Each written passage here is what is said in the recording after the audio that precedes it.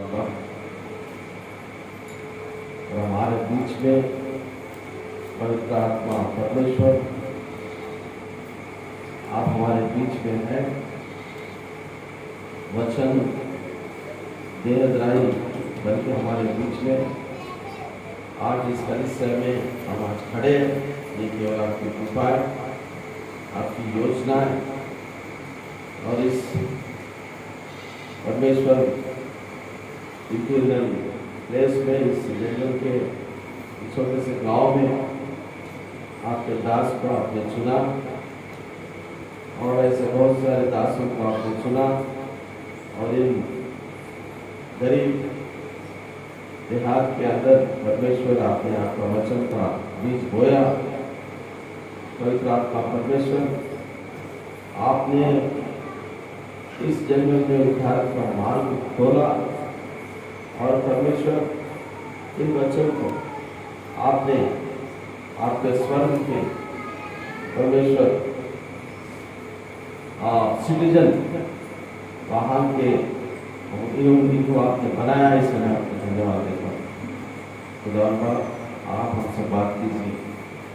आपकी आवाज़ सुनने को हम लोग आए। खुदा आपका वचन ही हमारा जान हमारे लिए दिया है, हमारे लिए रोशनी, हमारे हमको आदर आपके वचनों से मिलता है, हमको शक्ति आपके वचनों से मिलता है।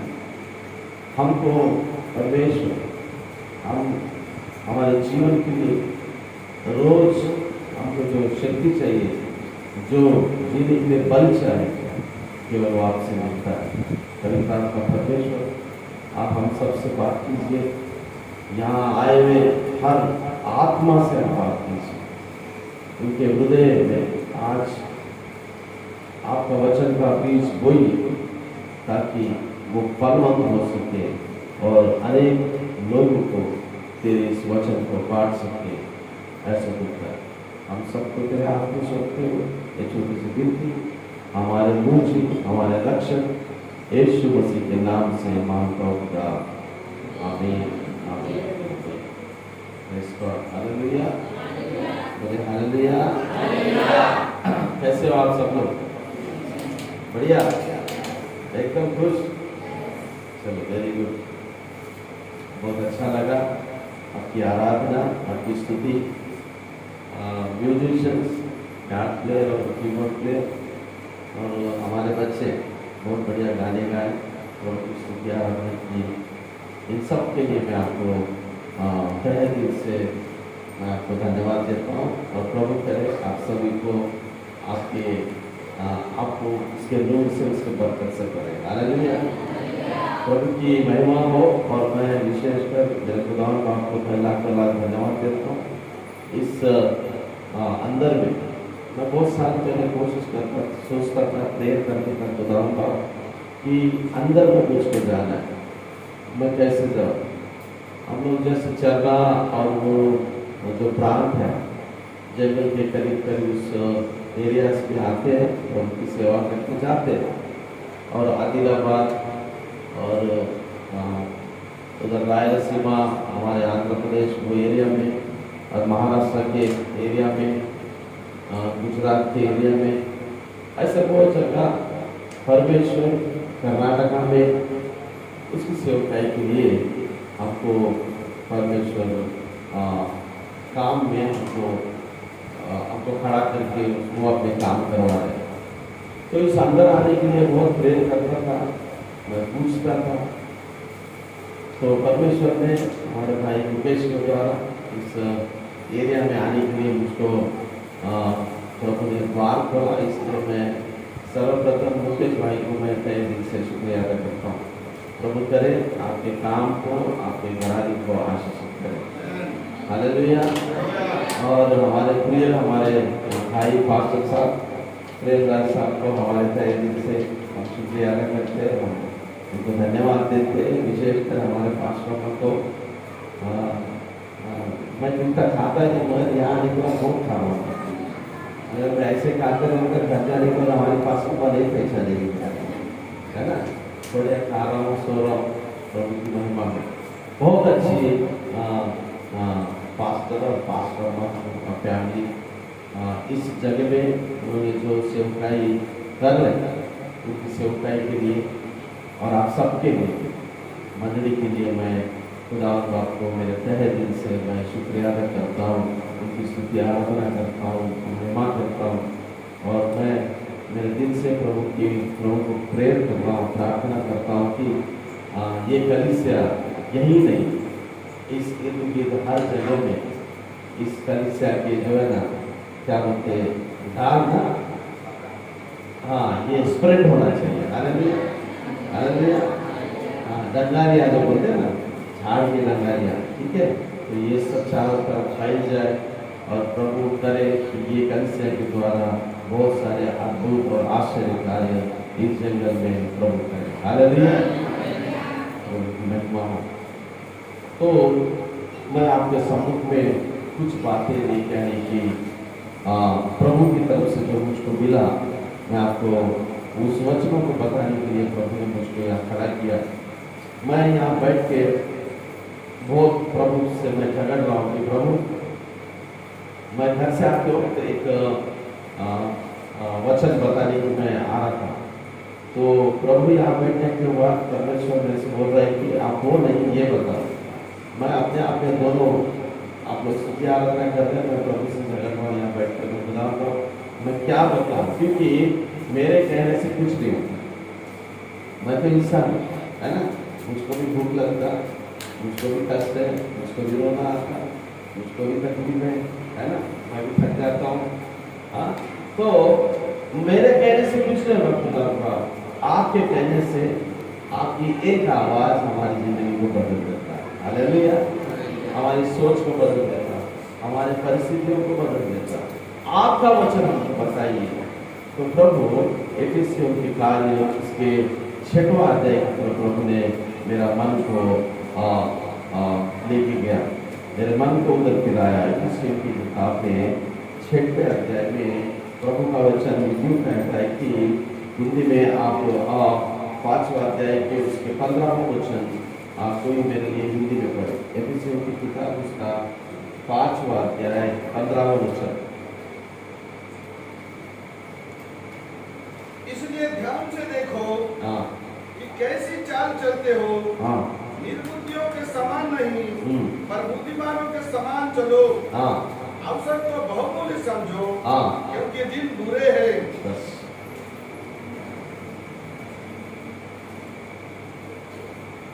बाइबल परमेश्वर का दान से ऐसा बताता है ना, तो वो वचन सुनना चाहिए।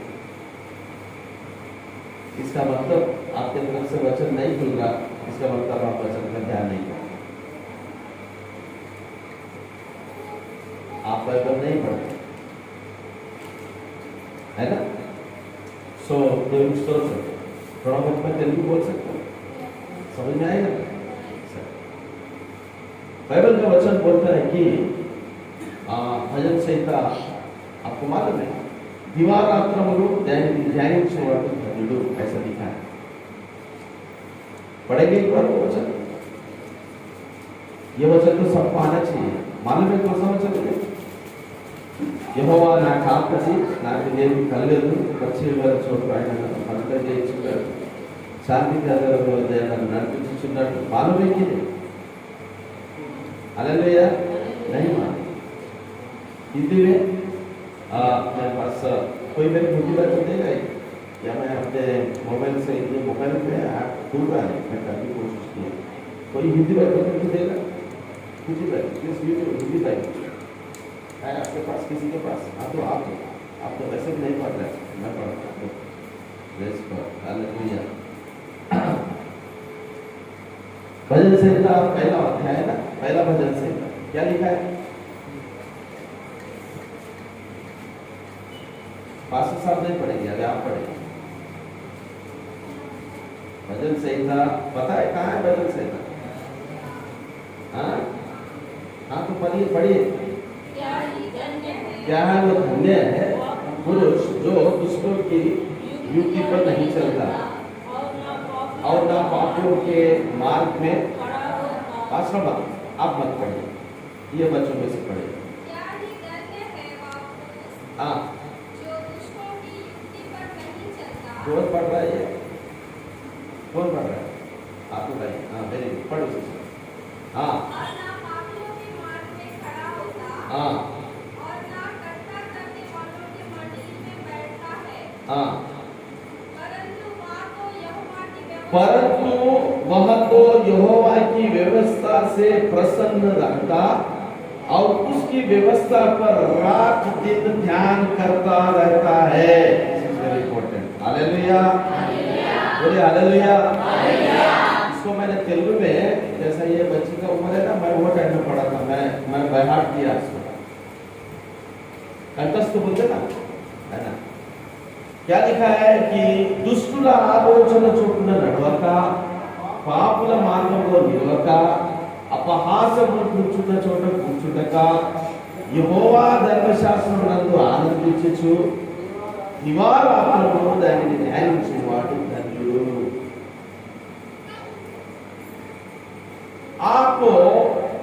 आपको कहाँ खुशी मिलना चाहिए आपकी जिंदगी में बोले तो उसके वचनों को ध्यान करने में खुशी मिलना चाहिए।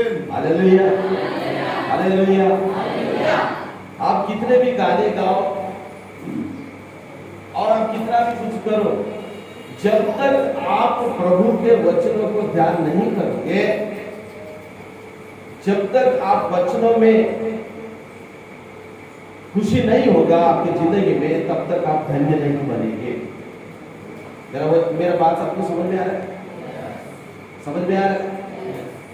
यस, क्योंकि वचन जिसके हृदय के पटिया में लिखा रहता है, वही वचन उसके पैरों तले दिया। वही भजन संहिता 119 निकाले, 119 Psalms 119 भजन संहिता 119 105 वचन में क्या लिखा है?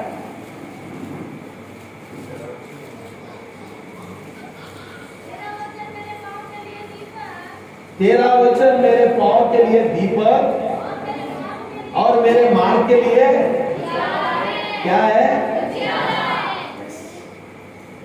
हालेलुया, बोलो हालेलुया। अगर आपका दिल के पटिया के अंदर प्रभु का वचन नहीं है तो सोच के ये चलिए आप अंधेरे में हैं। दर्शा किसमें आपका जीवन किसमें है? किसमें है? दो मुंह बोलिए, कहाँ है आप लोग? आप लोग कहाँ खड़े हैं? अंधेरे में खड़े हैं। प्रभु का वचन हमारे पैरों के लिए दिया है और हमारे मार्ग के लिए उजियाला है। और वो वचन में जो खुश रहता है, वही खुश रहता है जो दिन रात उसकी ध्यान करता है। हालेलुया, बोले हालेलुया। अब आप हमको पूछ सकते हैं, अंकल हम लोग कहाँ से दिन रात ध्यान करेंगे? हमको क्या पढ़ाई वढ़ाई नहीं करना है? हमारे बहन लोग बोलेंगे कि हमको खाना वाना, कपड़े वपड़े धोना, खेत पे जाना, ये नहीं है। हम लोग कैसे प्रभु को ध्यान कर सकते हैं? दिवारात्र क्या लिखा है? दूसरे पहले भजन संहिता में दूसरा वचन में क्या लिखा है?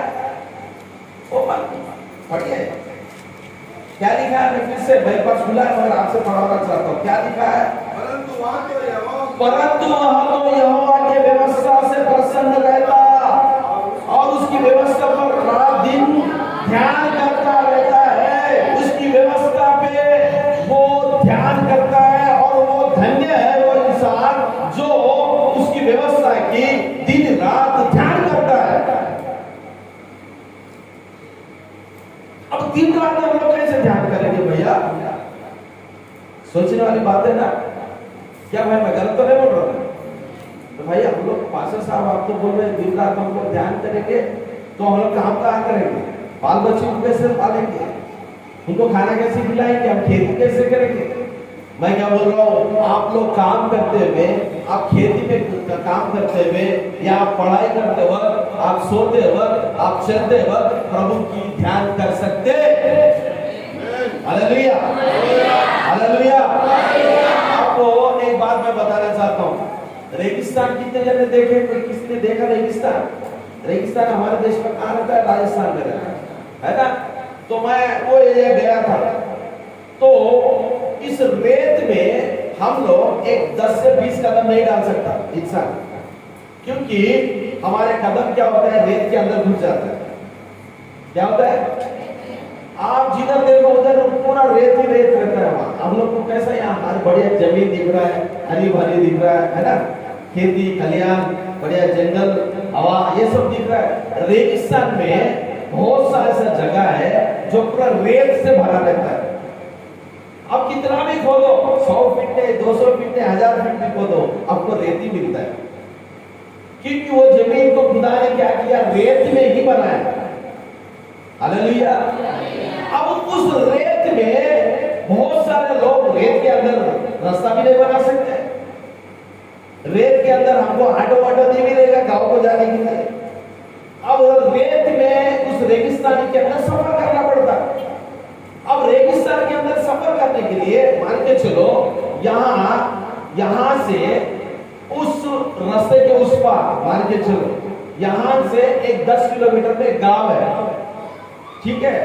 अब मेरे जैसा बेटी से मिलने जाना है उसके मायके, तो मैं ऐसे के 10 किलोमीटर पैदल नहीं जा सकता क्या? अब मेरे को ऊंट पे चढ़ के जाना चाहिए। अब इस 10 किलोमीटर को मेरे बेटी को मिलने के लिए रास्ते के द्वारा कम से कम 50 किलोमीटर जाना पड़ता है। कितना ये फर्क होता है वहां। तो अब इस रेत में चलने के लिए खुदा बाप ने वहां कौन सी जानवर को दिया? ऊंट को दिया। मालूम है ना, कैमल, ऊंट को दिया।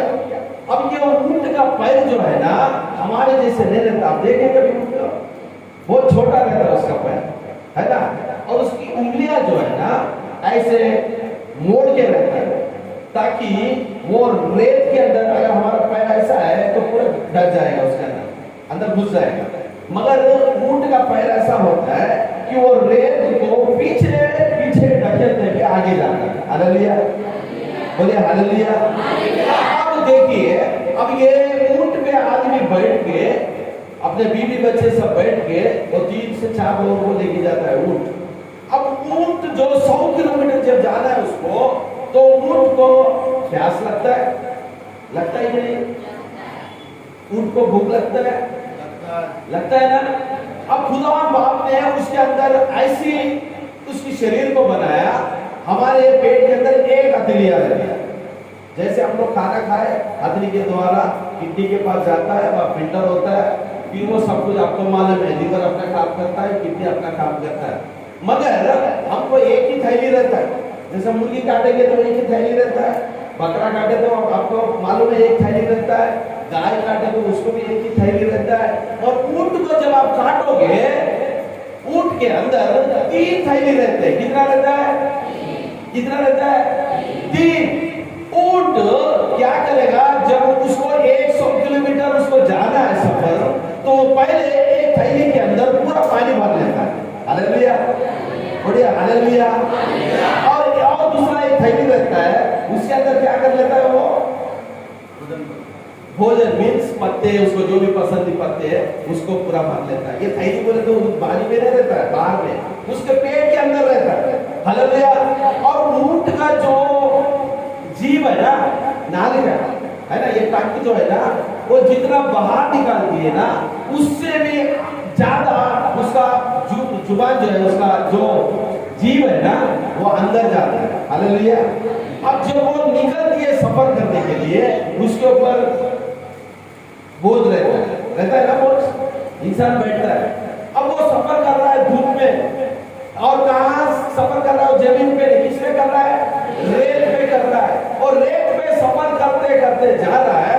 अब देखो, ऊंट को प्यास जब लगता है ना, तो उसके जुबान से क्या करता है, वो अंदर में वो थैली में लेके जाता है जिस थैली में पानी है। Hallelujah, hallelujah. अब जब उसको भूख लगता है ना, वही जुबान को फिर वो थैली में लेके जाता है जहां उसने अपने लिए भोजन को समेट के रखा है। हालेलुया।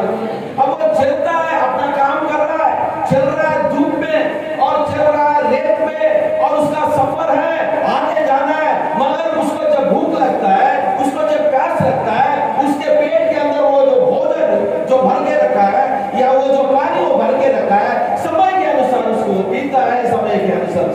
खाता है और उसका सफर जो है ना चलते रहता है। Hallelujah, hallelujah. अब देखिए मेरे प्रियजनों, हम अगर प्रभु के वचन को ध्यान करेंगे, अगर हम प्रभु के वचनों को हमारे हृदय के पटिया पे लिखेंगे, आप काम करते भी रहेंगे, आप अगर नौकरी करते रहेंगे, आप मोटरसाइकिल चलाते रहेंगे, आप ट्रैक्टर चलाते रहेंगे, आप अगर पढ़ते भी रहेंगे, अगर आपके हृदय की पटिया में प्रभु के गाने होंगे तो गाने बाहर निकलेगा। हालेलुया, बोले हालेलुया। अगर आपको तकलीफ है, आपको वचन आपके पेट के अंदर रहेगा या पटिया के अंदर रहेगा, वो वचन आपके बाहर आके आपके दिमाग को, आपके जहन को क्या करेगा, वो तृप्त करेगा। हालेलुया, बोले हालेलुया। प्रभु का क्या इसमें कहीं लाइट दिख रहा है आपको, कहीं दिया दिख रहा है, दिख रहा है कहीं दिया, कहीं स्विच है क्या इसके अंदर? तो प्रभु का सेवक क्यों बोल रहा है कि तेरा वचन मेरे पैरों के लिए, मेरे कदमों के लिए दिया है और मेरे रास्ते में वो मेरे लिए क्या है, उजियाला है। ये वो उजियाला है जो आपके हृदय के अंदर की जो कालापन है या जो रात है या जो संकट है, उन सबको दूर करने के लिए ये वचन अगर आपके पेट के, आपके पटिया के अंदर रहेगा, वो वचन आपके जीवन में काम करते रहेगा। हालेलुया, बोले हालेलुया। अगर आपके अंदर वचन ही नहीं है तो आप क्या करोगे? अगर आपके अंदर प्रभु का, क्योंकि आदि में वचन था, वो वचन क्या था? परमेश्वर था, वो वचन प्रभु के पास था। आदि में वाक्य को वाक्य देवड़ी होते डरो आ वाक्य में। हालेलुया, बोले हालेलुया, बोले हालेलुया। अब प्रभु का वचन बोल रहा है विश्व में कि समय क्या है? देखिए क्या लिखा है, अभी अपन पढ़े थे ना इफिसियों की किताब, उसका 5वां अध्याय 15वां वचन में क्या लिखा बेटा? हाँ हाँ हाँ, यस, बुद्धिमानों के साथ चलो, बुद्धिमान के जैसे चलो। दिनपुरी చెడ్డరిగా లెక్క సమయమును పోనివ్వకుండా దానిని సద్వినియోగం చేసుకోమని దేవుని వాక్యం మనకు చెప్తుంది దేవుని బిడ్డలారా। क्योंकि समय जो है वो बहुत बलवान है, समय जो है वो हमारे जिंदगी में मायना रखता है। अब देखिए वो क्या बोलते उसको, सभोपदेश नीति वचन के बाद सभोपदेश है ना, उसके अंदर तीसरा अध्याय निकालिए। तीसरा अध्याय में क्या लिखा है? पहले से कुछ वचन पढ़ेंगे बेटा।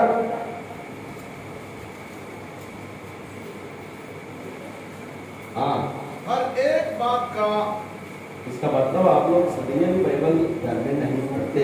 और आज मैं और आगे जाने से पहले सब मेरे तरफ इधर देखिए।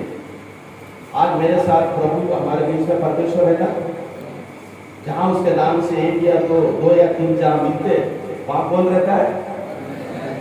कौन रहता है? परमेश्वर रहता है या पवित्र आत्मा परमेश्वर रहता है। हालेलुया। अब ये तो बिल्कुल पक्का मानते हैं कि हमारे बीच में परमेश्वर है? मानते भैया? अब परमेश्वर के सामने हम लोग आज एक वरदान, एक क्या बोलते हैं, निर्णय निर्णय लेंगे। ठीक है, वी विल डिसाइड। आज हम लोग प्रभु से प्रॉमिस करेंगे।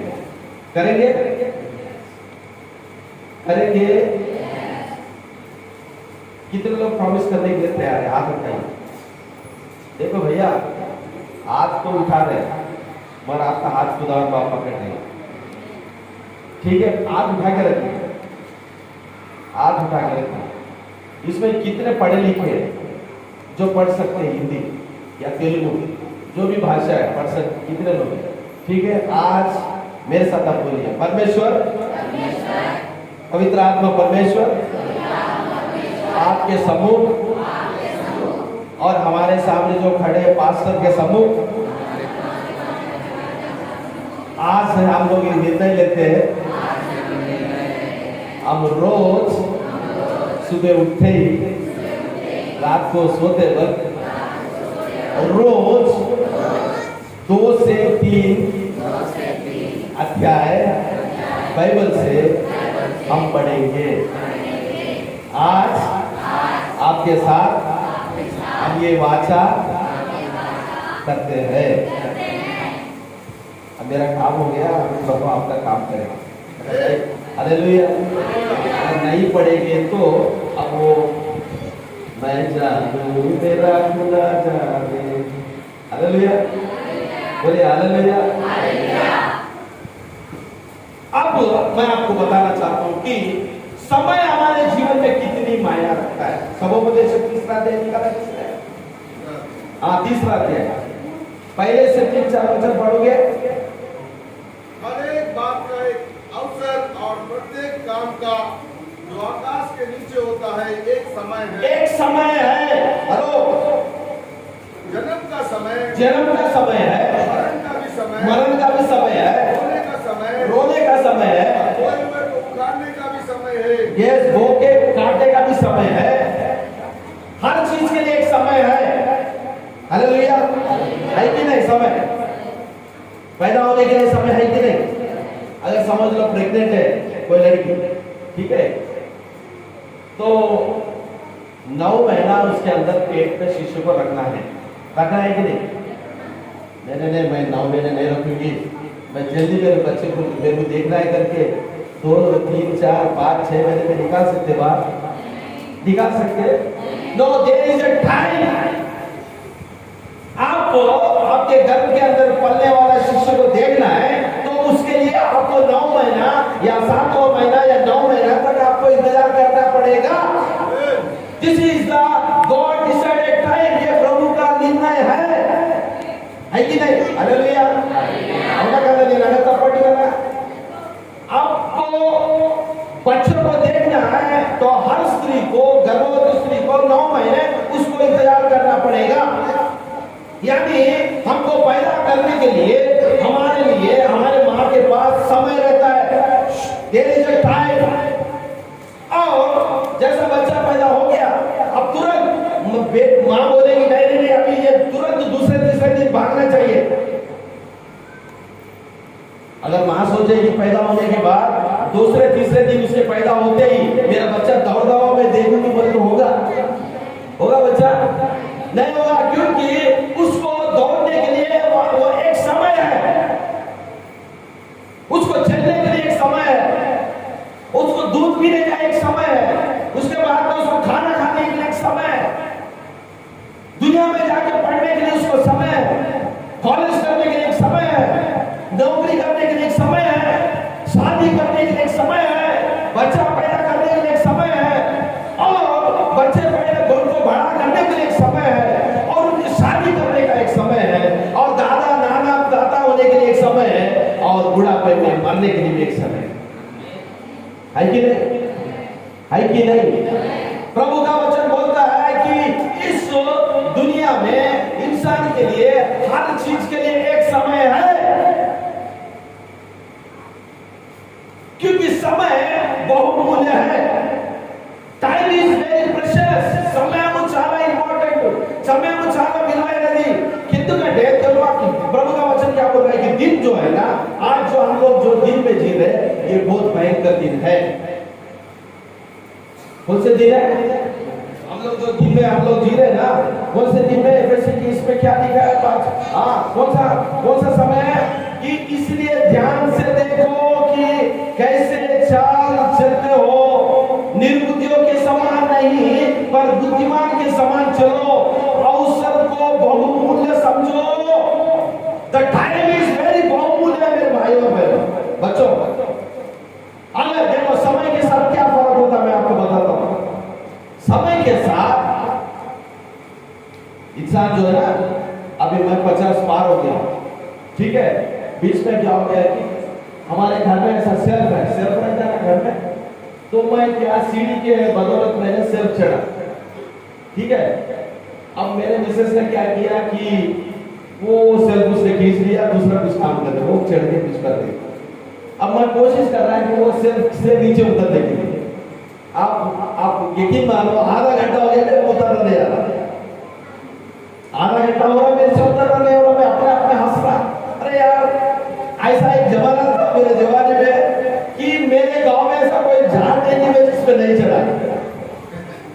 मैं 2 मंजिले के ऊपर से एक बार कूदा मैं नीचे, कुछ लगा मेरे को।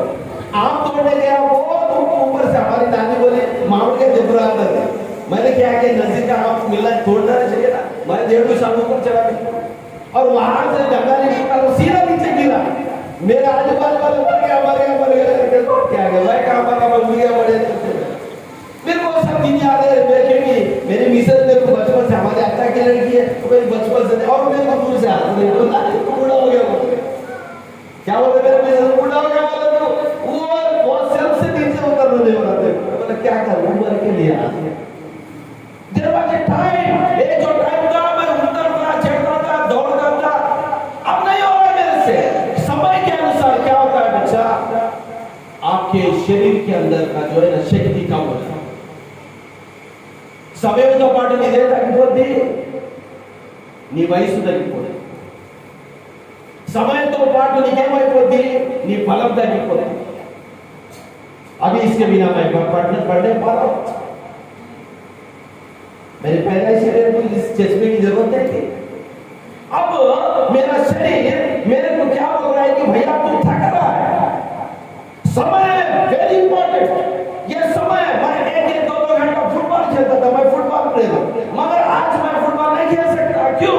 क्योंकि मेरी उम्र निकल जा रहा है। Time is very important. पैदा होने के लिए टाइम है, बचपने के लिए टाइम है, खेलने के लिए टाइम है, दौड़ने के लिए टाइम है, और दोस्तों के साथ घूमने का टाइम है। अब देखो मेरे प्रियजनों, हर चीज के लिए टाइम है, मगर उद्धार के लिए टाइम नहीं है। क्या नहीं उद्धार के लिए? बाइबल का वचन देखिए, रोमियो 2 कोरिन्थियों उसका 6वां अध्याय, 2 कोरिन्थियों उसका 6वां अध्याय, 2 कोरिन्थियों 6వ అధ్యాయం ఒకసారి తీసి చదువుకుందాం। అన్నిటికి సమయం ఉన్నది, పుట్టడానికి సమయం ఉన్నది, ఎదగడానికి సమయం ఉన్నది, అన్నిటికి సమయం ఉన్నది, కానీ రక్షణకు సమయం లేదని దేవుని వాక్యం మనకు చెప్తున్నారు। దేవుని బిడ్డలారా చూడండి, 2 కొరింథీయులు 6వ అధ్యాయము 2వ వచనం చదువుతారు కదా। 2 कोरिन्थियों उसका 6वां अध्याय 2रा वचन पढ़ेंगे। क्योंकि वह तो कहता है अपनी प्रसन्नता के समय मैंने तेरी सुन ली, और उद्धार के दिन मैंने तेरी सहायता की। और देखो आपका प्रसन्नता का समय है, देखो वह अभी उद्धार का दिन है। देव उद्धार का दिन है। There is no time. उद्धार के लिए समय नहीं है। कोई सोचेंगे थोड़ा शादी होने के बाद यार उद्धार पाएंगे, कोई सोचेंगे अभी जवानी के दिन यार थोड़ा जवानी के दिनों में एंजॉय करेंगे, बाद में देखेंगे प्रभु।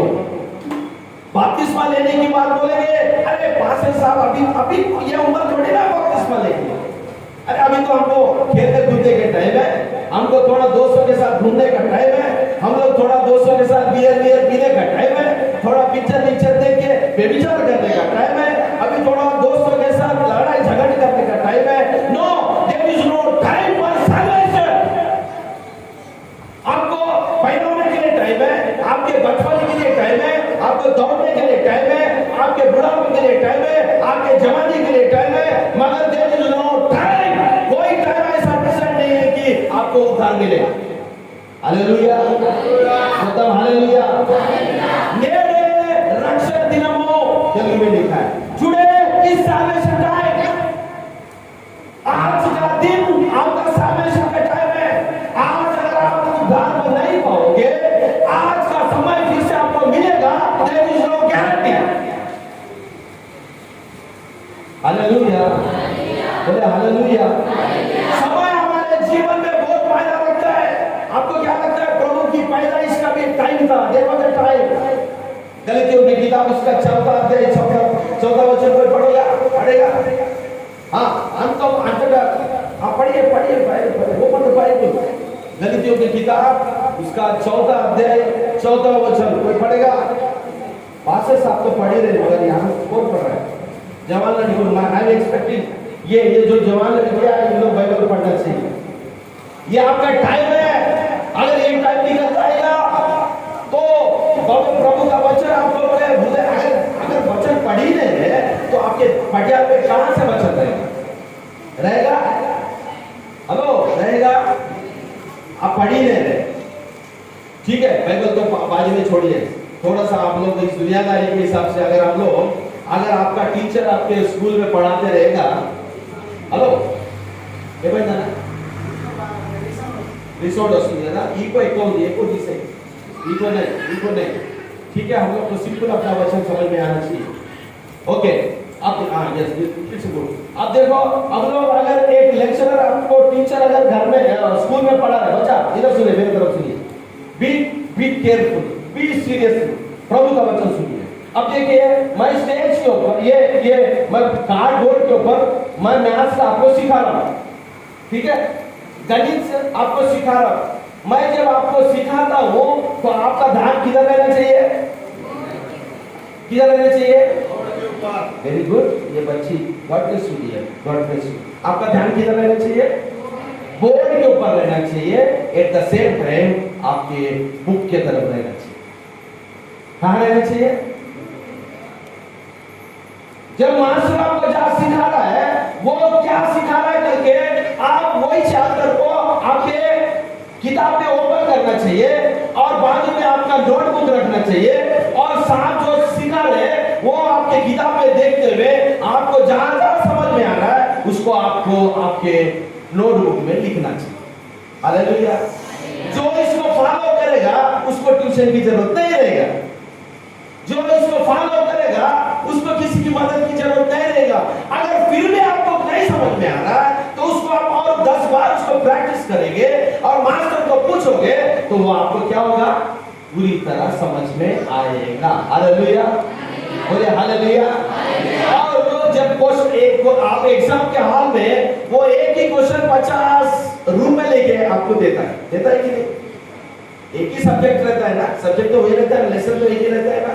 अभी हम लोग अगर आप लोग कोई एक देखेंगे कि आपको एक सब्जेक्ट है मैथ्स में, तो उसको वो क्या करता है, हर एग्जाम में अलग अलग रूप से उसको क्या करता है, आपको क्वेश्चन देता है। वो किसी भी तरीके से आपको क्वेश्चन दे दो, आप उसको अगर ठीक से ध्यान से पढ़े होगे ना तो कैसा भी क्वेश्चन आने दो उसका आंसर बाथरूम क्या करेगा? आप क्या करेंगे?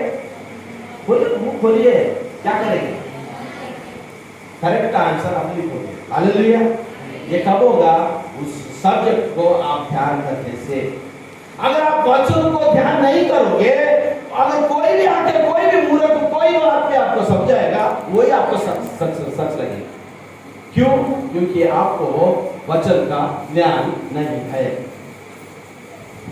आप वचन को ध्यान नहीं कर रहे हैं, आप वचन को नहीं पढ़ रहे हैं। आपको वचन में खुश होना चाहिए।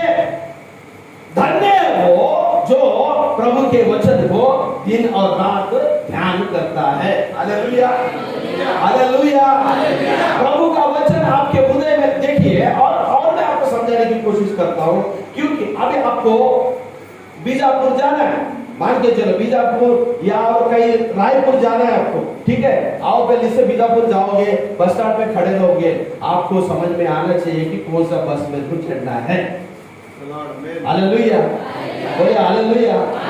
आपको समझ में आना चाहिए, आपको उसकी जानकारी रहना चाहिए, कौन सा बस चढ़े तो मैं रायपुर जाऊंगा या जाऊंगी, और उस बस का टिकट कितना होगा उतना पैसा आपके जेब में रहना चाहिए और उसका ध्यान आपको रहना चाहिए। और रायपुर में उतरने के बाद कहां आप जाने वाले उसका एड्रेस, उसकी पता आपको पता रहना चाहिए। हालेलुया। आपको कुछ भी पता नहीं, आप गए बस स्टैंड पे खड़े हो गए, कोई भी बस चढ़ेंगे तो आप रायपुर जाएंगे, जाओगे? अगर रायपुर जाने का बस भी चढ़े होंगे, टिकट कितना होगा उसका पैसा आपका और उसका टिकट के पैसे का ध्यान या उसका समझ आपको नहीं रहेगा। अगर मान के चलो वह टिकट 1000 रुपए होगा, आप सिर्फ 200 रुपए लेके चलेंगे, आपको टिकट मिलेगा? क्या मिलेगा? बोलिए मिलेगा? बीच रास्ते में वो क्या करेगा? उतार देगा आपको। अब आपके पास टिकट के पैसे भी है, आप सही रास्ते में सही बस में चढ़े, अब रायपुर में उतर गए। अब रायपुर से आपको जहाँ जाने का है उसका एड्रेस आपको अगर नहीं मालूम होगा तो आप कैसे उस जगह पहुंचोगे? बोलिए पहुंचोगे नहीं, क्योंकि आपका हृदय, आपका दिमाग, आपका जिंदगी अंधेरे में।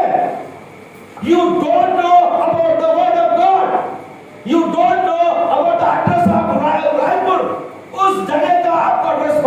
चाहिए जहां तक आपको जाना है। हालेलुया, बोले हालेलुया।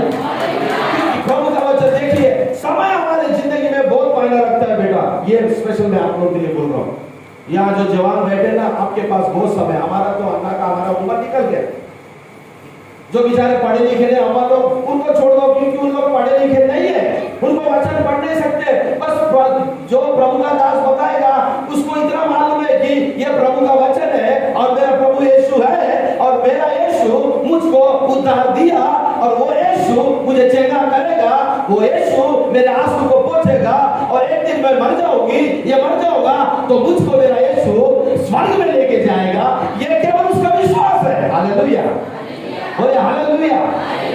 मगर आप जब पढ़ लिखे तो आपको उस वचन को ध्यान करना बहुत जरूरी है, क्योंकि समय एक बार निकल जाएगा तो फिर से लौट के नहीं आएगा। अगर आप पैसे गंवाए होंगे, कमा के फिर से पैसे कमा सकते ना। और कोई चीज आपको हो गया होगा, मेहनत करके उस चीज को आप बना सकते या खरीद सकते। आपको घर खरीद सकते, घर बना सकते, बेच सकते। मगर आप कितना भी लाखों रुपए दोगे ना, कोई भी डॉक्टर, कोई भी दुनिया का कोई भी साइंटिस्ट, अगर मैं जाके बोलूंगा डॉक्टर साहब मैं अपने जवानी के दिनों में फिर से जाना चाहता हूं, तो डॉक्टर क्या बोलेगा? क्या बोलेगा? पागल है तू बोलेगा। क्या बोलेगा? पागल है तू। तू पैसे से सब कुछ कमा सकता, मगर तेरा गया हुआ समय जो है तेरे जिंदगी में फिर से नहीं मिलेगा। हालेलुया। और शैतान क्या बोलता मालूम है क्या? आपको कुछ नहीं करने को देखता है शैतान। बाइबल में लिखा है कि हमको इजीली आपको गिराने को देखता है। हालेलुया। बोलिए सुरुगा चिक्कुल कटने सुरुगा वेरी इजी आपको गिराने को देखता है। आपका क्या खाने को देखता मालूम है? आपकी बुद्धि को भ्रष्ट करने को देखता है बस। अब BMW कार है, समझ लीजिए 1 करोड़ का कार है, ठीक है। अगर उसके अंदर पेट्रोल नहीं है तो मुंह बोलिए, अगर उसके अंदर पेट्रोल नहीं है तो क्या है? वो भंगार का काम है बस, और कुछ नहीं है ना। भंगार वाले को आके भैया इसको लेके जाओ, तोड़ के लेके जाएगा। उसको क्या मालूम है वो BMW कुछ भी हो। हालेलुया, बोलिए हालेलुया। द टाइम, अपना समय, क्योंकि प्रभु के पास हर चीज के लिए समय है। देखिए गलीतियों की किताब उसका 14 अध्याय 14 वचन से पढ़ेगा। गलीतियों की किताब, कमर फास्ट। हाँ 14 अध्याय 14 वचन। हाँ गलीतियों की किताब उसका 14 अध्याय 14 वचन क्या लिखा है? परंतु जब समय पूरा हुआ तो परमेश्वर ने अपने एकलौते पुत्र को भेजा।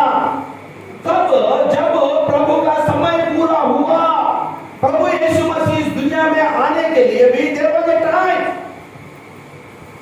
जब अंततः సమయము సంపూర్ణమైనప్పుడు తెలుగులో ఉన్నది।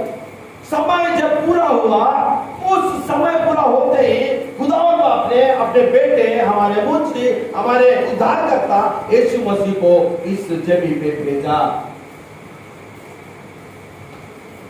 हालेलुया, बोलिए हालेलुया। समय उद्धार के लिए समय नहीं है। और मैं आपको और एक बात बताता हूं, देखिए क्रूसिफाई प्रभु परमेश्वर हमारे लिए क्रूस पे चढ़ा भी वहां एक समय है। देखिए मैं आपको उस वचन को लेके जाना चाहता हूँ। रोमियो की किताब उसका 6वां अध्याय 5वां अध्याय में देखिए एक वचन उसमें लिखा है। 5वां अध्याय रोमियो राष्ट्र पत्रिका 5वां अध्याय निकाले किसने? पास्टर साहब आपने। इन लोग लड़की लोग में से कोई पढ़ना चाहिए। 5वां अध्याय निकाले। अरे आप तो बोलो हाँ या ना? हाँ ठीक है, अभी पढ़ो वचन मैं आपको बता रहा हूँ। देखिए 5వ వచనం से चलो 5వ వచనం 5వ वचन से पढ़ो। 5वां अध्याय 5वें वचन से पढ़ो। Come on, fast, girls. You are so poor. और आशा से लज्जा नहीं होती। वो पढ़ रहा है। गॉड ब्लेस यू बेटा। आपका नाम क्या है? दीपिका। मैं आपको अगला जाने वाले एक अच्छा गिफ्ट भेजता हूँ। आमीन, हालेलुया। आपको क्या चाहिए गिफ्ट? बोलिए। What do you want? What do you want? You want dress? You want watch? जोर से बोलिए। क्या? अम्मा? ये मत करना। आशीष चाहिए। Blessings. God bless you. come इधर आओ जल्दी आओ हालेलुया जल्दी आओ। मैं आपको मेरे पास अभी देने के लिए कुछ भी नहीं है मगर ये फास्ट ट्रैक वॉच है। अभी फिलहाल ये वॉच मेरे पास है। Hallelujah hallelujah. You are blessed. आप ऑलरेडी प्रभु के आशीषों में हैं। इस मान के चलिए प्रभु आपको और आशीष देने वाला है। हालेलुया। ये तो बहुत कम है। वो मैं जब लिया था वो 5,000 की 4,000 का वॉच था, ठीक है, मगर एक दास के हाथों का जो समय, मैं आपके समय के बारे में बता रहा हूँ और मैं आपको समय दे रहा हूँ खुदा का। Hallelujah. God bless you abundantly in the name of Jesus Christ. Hallelujah. Bless और आपको ब्लेसिंग हमेशा बरकरार होगा। हालेलुया। God bless you. देखिए समय जो है इट इज वेरी इंपॉर्टेंट। समय बहुत इंपॉर्टेंट है मेरे बच्चों। प्रभु का वचन क्या? देखिए अब 6वां अध्याय 5वां अध्याय 2 4 वचन से पढ़िए। 5वां या 6वां वचन पढ़िए। पढ़ो बेटा।